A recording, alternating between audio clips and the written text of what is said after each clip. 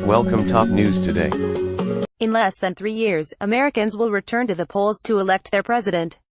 If the tax reform that Congress approved works, that is, if the lower and middle classes see real gains, there's a good chance that Donald Trump could win a second term.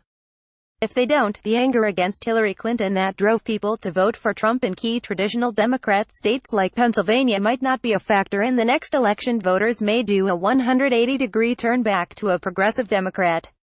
While there's still speculation that Hillary Clinton might run again, one of the emerging stars of the Democratic Party is Tulsi Gabbard.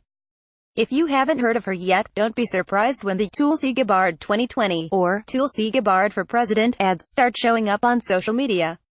The gears of the American presidential electoral machine have already gotten in motion. The congressional midterm elections are approaching, and they might act as a barometer of popular sentiment. Further, there are already strong hints of the campaign issues along which the next campaign will be fought. In this sense, Tulsi Gabbard for President 2020 makes sense. It's unclear how long the charade of the Russiagate investigation will last. There's little chance that President Trump will fire Special Prosecutor Robert Mueller now. That would backfire in the Oval Office, leaving too much suspicion.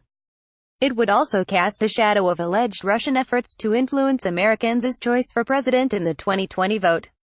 Democrats appear determined to milk Russiagate, but it will backfire. The Democrats might want to pursue the Russiagate line, but they risk alienating support again.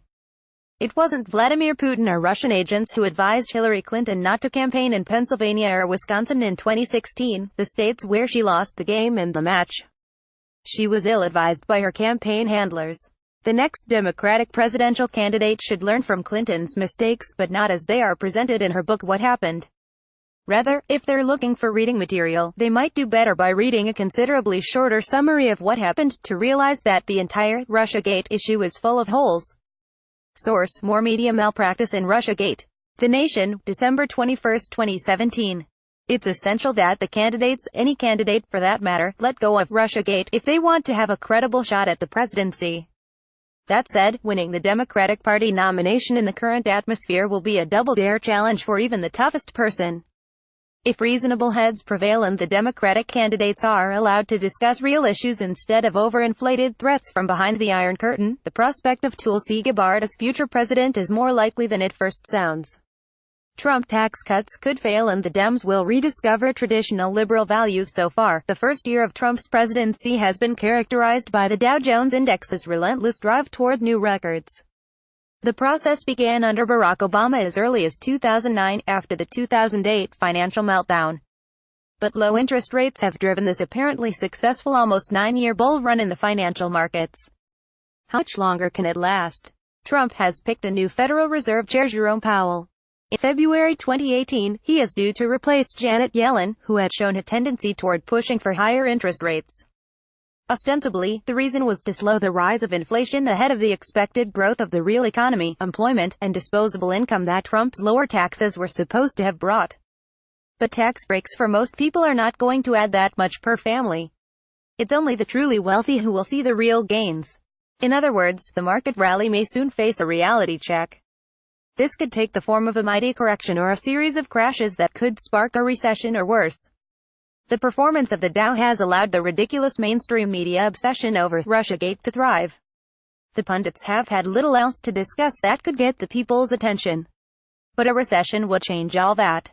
The Democrats would finally have the incentive to change their playlist, returning to the familiar classics that their audience would like to hear, including income inequality, healthcare benefits, and corporate welfare. As for international affairs, the more liberal Democrats would start arguing for cuts in military spending and fewer foreign interventions. It just so happens that candidate Donald Trump also argued for a more isolationist American foreign policy. Instead, the risk of a major war, even one against Russia, has never been greater. So much for Russian collusion. It's in these areas that a Tulsi Gabbard for president campaign could flourish. Gabbard speaks the progressive liberal language that many once dyed-in-the-wool Democrats are longing to hear ever since President Bill Clinton shifted right and reversed some of the regulations that kept Wall Street in check since the Securities Act of 1933. Tulsi Gabbard has what it takes to win over Bernie Sanders supporters. Bernie Sanders could have won the Democratic nomination in 2016.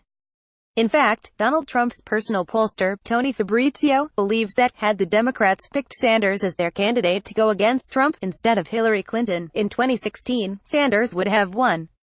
Source: Bernie Sanders would have won the election if he had got Democratic nomination, says Trump pollster. Independent, October 31, 2017. If Sanders were to run in 2020, he may have a shot. What hurts him is his age, not his platform. Sanders did not run on a platform of identity politics. That's where the Democrats have been losing the plot lately. Elizabeth Warren and too many other left Democrats have not learned that lesson yet.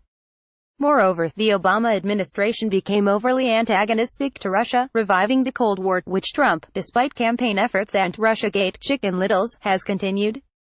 The one lone voice that tried to steer the Democrats back was Tulsi Gabbard. She has the liberal voice that many thought lost in domestic and international affairs. She appears to have a strong understanding of foreign policy and she has an open mind and courage, as her meeting with Syrian President Bashar al-Assad suggested. Gabbard is not afraid to speak her mind rather than taking hypocritical positions just because they're politically correct. For example, she once opposed gay marriage. She also accused Obama of encouraging Islamists and of picking the wrong side in the Syrian civil war, misunderstanding it or enabling ISIS. In that regard, she can also address some of Trump's voters. Tulsi Gabbard even has something for the identity politics aficionados. She's the first Hindu member of Congress. She is of mixed ethnicity and born in American Samoa, growing up in Hawaii. She also served 12 months in a medical unit in Iraq, even though she opposes foreign military interventions. Gabbard has always advocated American disengagement from the Syrian war, including terminating support for the rebels. She would no doubt pursue better relations with Russia rather than perpetuate the Russiagate story. Indeed, unlike other potential Democrat presidential candidates, Tulsi Gabbard would be the one to relegate Russiagate to the dustbin and focus on the real issues. She's truly refreshing, which is why she's going to make a strong candidate. Tulsi Gabbard for President 2020, Indeed.